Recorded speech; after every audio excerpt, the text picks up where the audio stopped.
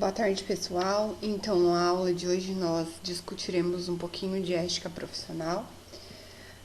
Para a gente retomar as atividades, então nós fechamos o ciclo de História da Enfermagem, nós discutimos as precursoras de enfermagem internacional, Florence Nightingale, nós discutimos a enfermeira nacional, Ana Nery, e nós fechamos esse ciclo da história, né? Qual a importância da história da enfermagem para nós. A partir de hoje, então, as nossas aulas elas serão voltadas à ética profissional, onde nós discutiremos grande parte do Código de Ética, como alguns itens também da Constituição Federal e do Código do Consumidor, certo?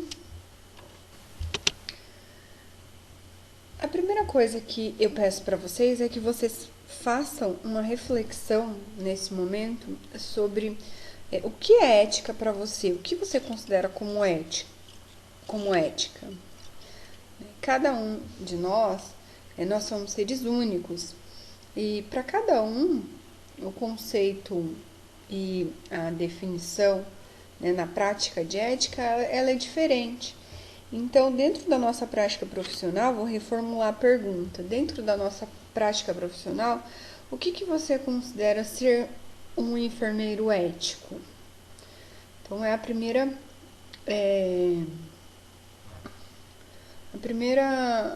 frase aí para que a gente possa dar andamento, para que a gente possa entender melhor sobre o tema. Quando eu falo da literatura, então, ética, ela vem do grego e do latim, do grego etno e do latim moralis.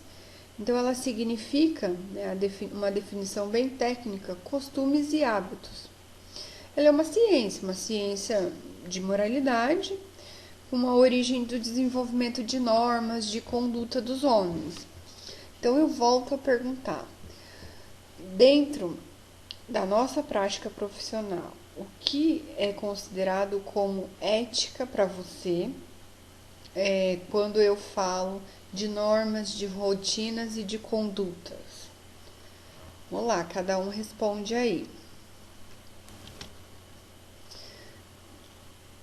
E além da ética, nós trabalhamos com a bioética, que é um estudo sistemático da conduta humana no âmbito das ciências da vida e da saúde. Então, enquanto essa conduta ela for examinada como uma luz de princípios e de valores morais, eu vou ter um conceito de estudo sistemático. E esse conceito, ele é um aprimoramento da deontologia tradicional. O que significa deontologia? Deontologia, hoje, nós utilizamos como código de ética, mas deontologia é o princípio de um manual de normas e condutas que nós devemos seguir. E nós somos respaldados através desse código de deontologia ou hoje código de ética. Então, quando eu falo de deontologia, é a mesma coisa do que código de ética.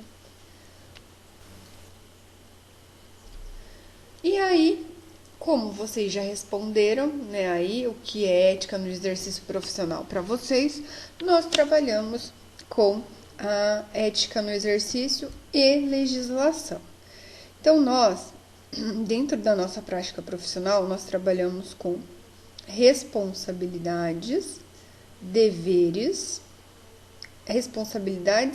e deveres. Então, dentro desse hall de responsabilidade, eu tenho que executar condutas assistenciais dentro da minha ética profissional. Eu tenho os meus deveres dentro da minha prática profissional. Quais são os deveres que eu tenho que executar, ou seja, o que eu não posso negar de fazer imprescindivelmente, impreterivelmente. E eu ainda tenho as proibições. O que eu não posso fazer pois o meu código de ética não me respalda em relação a isso. Como assim, professora? Ficou um pouco complicado. Vamos lá. Quando eu falo de responsabilidade, a partir do momento que eu dou a entrada aqui na instituição de ensino superior, eu tenho a responsabilidade, o comprometimento do atendimento assistencial ao ser humano, seja ele qual for. Então, é sobre minha responsabilidade a partir do momento que eu tenho uma competência assistencial executar algo para algum paciente, seja ele qual for. Então, por exemplo, um paciente privado de liberdade. Paciente privado de liberdade que fez, né, ou executou algo para nossa família. Eu tenho responsabilidade de atender aquele paciente como se fosse qualquer outro. Tá? Quando eu falo de deveres, se eu, enfermeiro, passo por um acidente automobilístico, não tem suporte avançado atendendo ou não tem qualquer tipo de suporte para atender aquele paciente. Eu, enquanto enfermeiro, devo prestar assistência para pacientes que estão envolvidos naquele acidente. Proibições. Intubação endotraqueal. O paciente chegou no pronto-socorro, no pronto atendimento, ele precisa de uma intubação orotraqueal. Eu não tenho competência para executar isso. Então, é proibido que eu vá e execute isso aí. Tá? Deu para entender? Então, a gente falou um pouquinho de ética no exercício profissional e legislação. Então, dentro dessa ética, eu tenho responsabilidades, deveres e proibições. E dentro dessas 3 etapas, eu tenho uma legislação que me protege de qualquer dano que possa vir a acontecer, certo? Responsabilidade, então, é um dever jurídico de responder pelos meus próprios atos e de outro, sempre que estes violem os direitos de terceiros protegidos por lei e de reparar danos causados. Então, eu já expliquei isso nos exemplos anteriores. Eu não posso ser omisso àquilo que é de minha atribuição. Então, o que eu realizei no juramento, eu devo executar sempre com exatidão. Não posso me omitir a atender, por exemplo, aquele paciente. Além de ser o meu dever, é uma responsabilidade humana, uma responsabilidade que faz parte da bioética do meu paciente. Eu preciso atender ele naquele momento.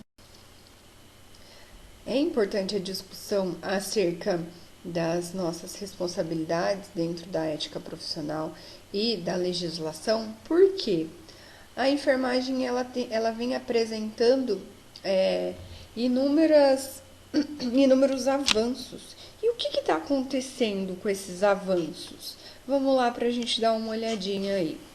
Então, nós temos avanços científicos e tecnológicos na área da saúde.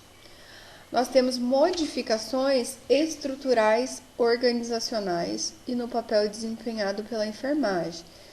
Nós temos pessoas que exigem mais dos profissionais de enfermagem, eles exigem um conhecimento técnico cada vez mais especializado. O que eu quis dizer com tudo isso? Eu quis dizer que nós podemos observar que hoje nós não temos, por exemplo, mais a prescrição manual. Em muitos hospitais ela já foi substituída pelo prontuário eletrônico. Então, isso é um exemplo de avanço científico e tecnológico na área da saúde. Então, hoje nós temos já a prescrição por prontuário eletrônico, a evolução por prontuário eletrônico. Hoje nós temos modificações nas estruturas organizacionais. Então, o que significa isso? Significa que antes eu tinha um enfermeiro generalista que ele fazia o papel do enfermeiro da clínica médica cirúrgica, um enfermeiro do centro cirúrgico, ele era um enfermeiro da educação continuada e ele era um enfermeiro, por exemplo, da comissão de infecção hospitalar. Hoje, nós temos já uma modificação nessas estruturas, nós não temos mais um enfermeiro generalista, mas nós temos um enfermeiro designado para cada função que eu acabei de dizer. E hoje as pessoas, elas têm um acesso, devido aos avanços científicos e tecnológicos, muito fácil do que é os serviços de saúde e do processo saúde-doença. Então, eles requerem de um conhecimento mais especializado e mais científico deste enfermeiro. Ele chega e ele já sabe qual é a conduta que esse enfermeiro deve ter. Então, isso causa uma exigência maior de sermos profissionais mais capacitados, de sermos profissionais com um conhecimento técnico-científico melhor do que nós temos hoje. Nós precisamos assistir o ser humano, seja doente ou seja sadio, na promoção, na proteção, na recuperação da saúde e na reabilitação. Então, muitas pessoas pensam, o exercício profissional hoje, ele está voltado ao paciente hospitalizado. Não, hoje nós temos enfermeiros que são responsáveis pela atenção básica em saúde e este enfermeiro, por sua vez, ele assiste toda a população da sua área descrita, realizando promoção, proteção e recuperação e reabilitação de saúde. Então, ele trabalha em todos os níveis. Nós temos ainda a atuação de diversas especialidades e instituições. O que significa isso? Significa que hoje nós realizamos já um trabalho interprofissional. O que é isso? Vários profissionais de diversas profissões, enfermeiro, fisioterapeuta, médico, cirurgião, dentista, trabalhando em conjunto com um só objetivo. Isso, gente, é diferente de uma equipe multiprofissional, tá? Equipe multiprofissional é um conjunto de profissionais que trabalham dentro das suas especialidades com um único objetivo. Interprofissional, não. É um conjunto de profissionais, né, de várias equipes que trabalham juntos, não em cada especialidade, como na multi. Então, a enfermagem, ela deu muitos saltos, ela avançou muito. De acordo com isso, eu preciso sempre entender quais são essas fases e quais foram as evoluções quais são e quais foram e quais são as evoluções que estão acontecendo ao nosso redor, para que eu possa trabalhar dentro da legislação e dentro da minha ética profissional sem violar os direitos, as responsabilidades e as nossas obrigações, tá? Então, aqui é uma imagem bem ilustrativa, onde nós temos um trabalho em equipe, o paciente, o enfermeiro na assistência, e nós temos aqui uma demonstração de avanços tecnológicos.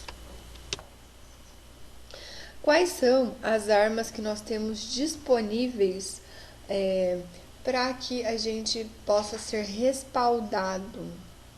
Então, hoje nós trabalhamos com leis e normas que disciplinam nossa profissão. Nós vamos falar detalhadamente cada uma delas nas próximas aulas.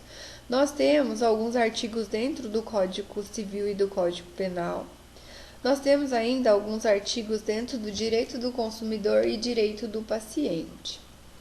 Leis e normas que disciplinam a nossa profissão são aquelas leis e aquelas normativas que nos colocam como principal autor para determinada técnica. Então, por exemplo, a passagem da sonda enteral. A passagem da sonda enteral é de responsabilidade exclusiva do enfermeiro. Então, eu tenho uma normativa que rege isso. tá? Código Civil e Código Penal e Código de Direito do Consumidor. Então, o que o paciente hospitalizado tem direito?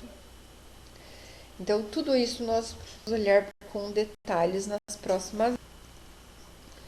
Além dos princípios da bioética, nós precisamos trabalhar com autonomia, justiça e beneficência. Então, eu só quero que vocês, não é uma atividade, é uma pesquisa, não é nenhuma atividade, tá? Que vocês, para a próxima aula, tragam, né, o conceito de autonomia, justiça e beneficência, porque são 3 conceitos que nós trabalharemos daqui para.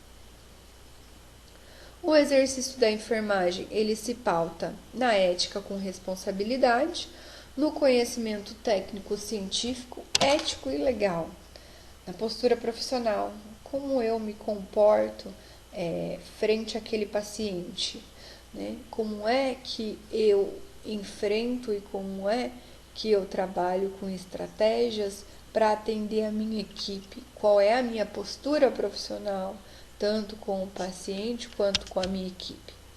No compromisso social com um grupo de trabalho e com a sociedade. Como é que eu recebo esse paciente, seja para fazer a educação em saúde e trabalhar com prevenção, promoção e recuperação de saúde? O que eu faço com essa família? Como é que eu recebo ela na atenção básica? Eu preciso ser consciente dos meus direitos, exigente em relação à qualidade da assistência e vigilante aos erros técnicos e profissionais.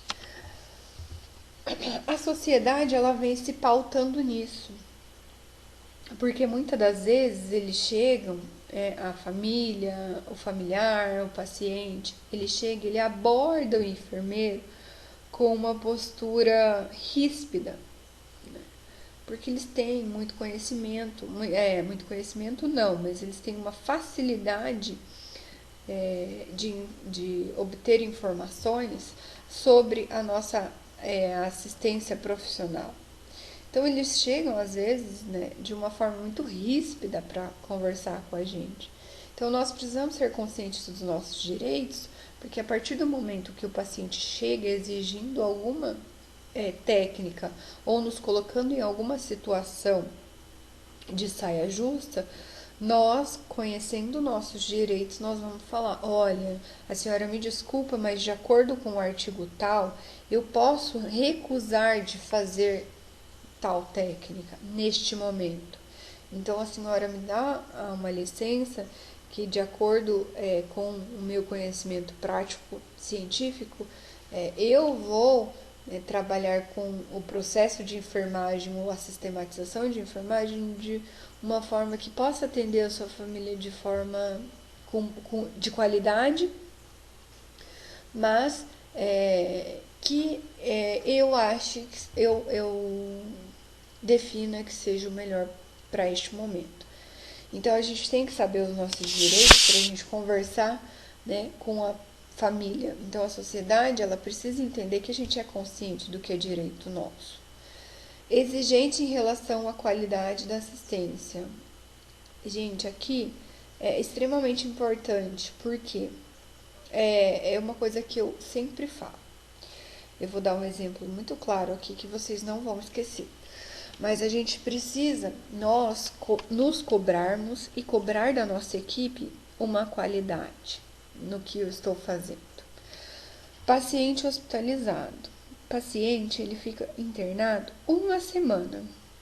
Se você oferece a melhor qualidade na sua assistência para aquele paciente, e se você oferece a melhor troca de informações com aquela família, entre paciente e equipe, ele é um paciente que vai ter o processo de saúde restaurado rápido. É um paciente que a família vai ficar satisfeita com os nossos serviços, e em 1 semana esse paciente ele vai embora e a gente ainda recebe o presente. Se eu tenho esse mesmo paciente e eu sou um enfermeiro que dificulto a troca de informação com essa família, sou um paciente que sou um enfermeiro que dificulto ou às vezes presto uma assistência mais ou menos para esse paciente, vai ser o quê? Um paciente que ele vai permanecer hospitalizado há muito tempo. E aí sabe o que a equipe vai falar? Nossa, que família chata. Sabe por que a família é chata? Porque você, enquanto enfermeiro, você, enquanto parte da equipe, não ajuda, não favorece essa troca de informações. Então você dificulta essa troca, né? Tá tendo melhora? Não tá. O paciente vai passar? Não tá. A família é chata, mas são informações que é de direito do paciente. Então é importante que a gente tenha isso. E nós precisamos ser vigilantes dos erros técnicos e profissionais. Sempre estar ali de olho no que está acontecendo. Aqui estão as referências bibliográficas, né? Eu utilizei bastante o código de ética e a partir da aula que vem nós vamos falar detalhes de responsabilidades, deveres e obrigações. Boa semana para vocês e bom estudo!